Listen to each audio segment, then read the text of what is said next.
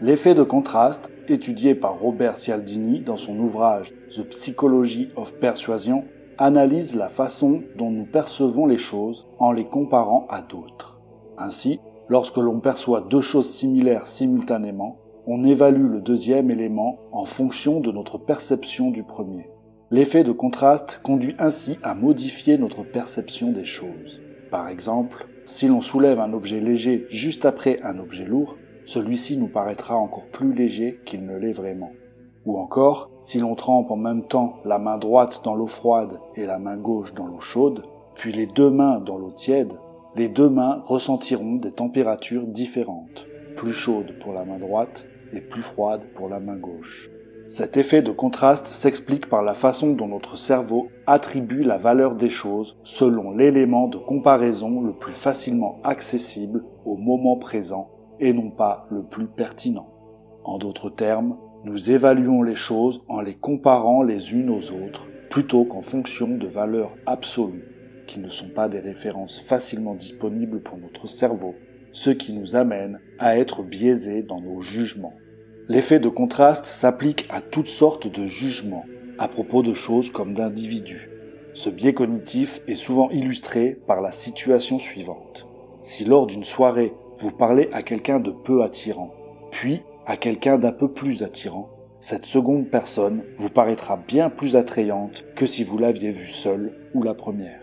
Ainsi, l'effet de contraste peut s'appliquer à notre perception de l'attractivité d'une personne, l'esthétisme d'un produit ou encore l'une de ses caractéristiques, taille, poids, etc.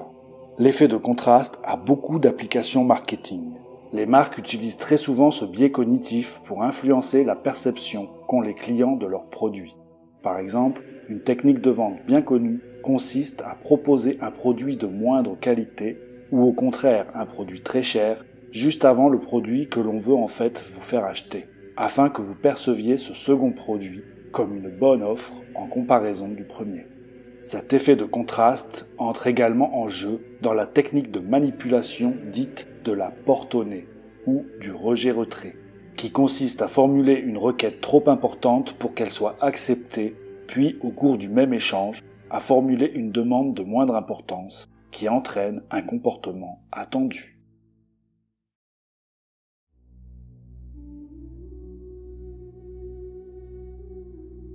L'effet von Restorff est l'effet montrant que la mémoire est meilleure pour un item qui se distingue des autres éléments à mémoriser. Cet élément se distingue ici des autres en fonction de son contexte immédiat.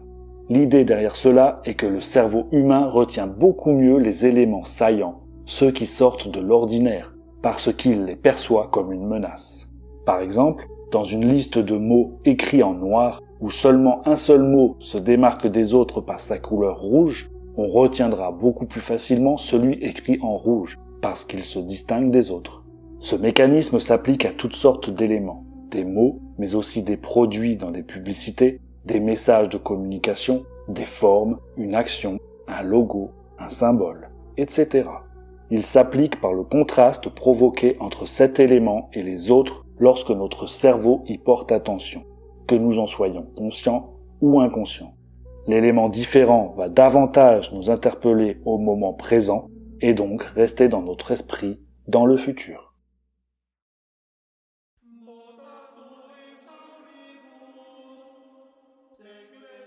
Le biais de distinction est la tendance à considérer deux options comme plus distinctes lorsqu'elles sont évaluées simultanément que lorsqu'elles sont évaluées séparément.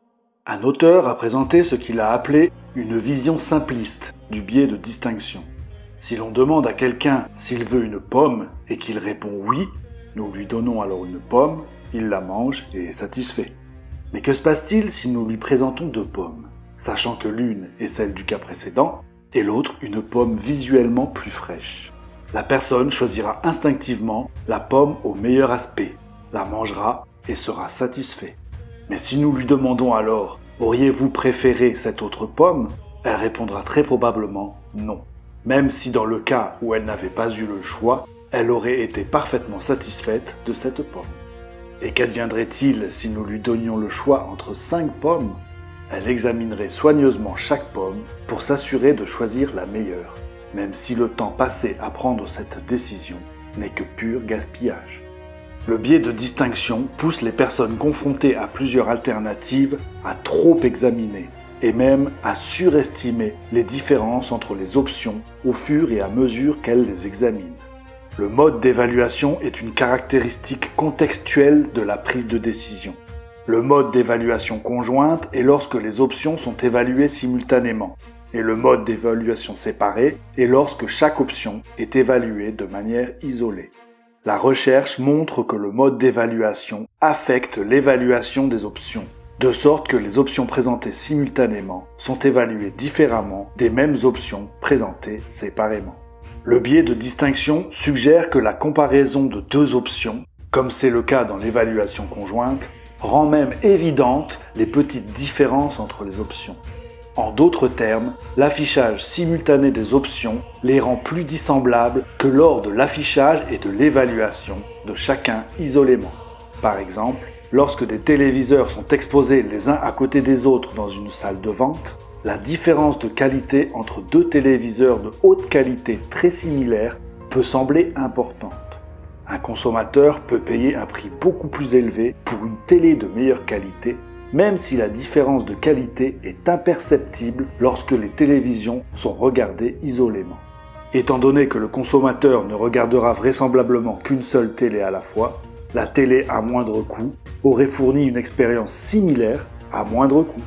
Le même calcul peut s'appliquer lorsqu'il s'agit de choisir entre un produit alimentaire de grande marque et un produit de marque moins connue et moins cher. Dans de nombreux cas, la différence de goût entre les deux produits ne justifie pas la différence de prix. Si les produits étaient échantillonnés isolément, la différence de goût serait imperceptible ou négligeable. Par conséquent, la différence de prix et non la différence de goût devrait déterminer le choix du consommateur.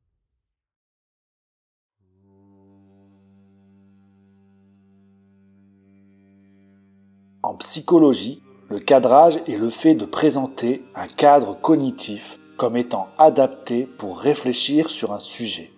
Or, la manière de présenter un problème ou un sujet n'est pas sans conséquence sur le raisonnement qui en découle.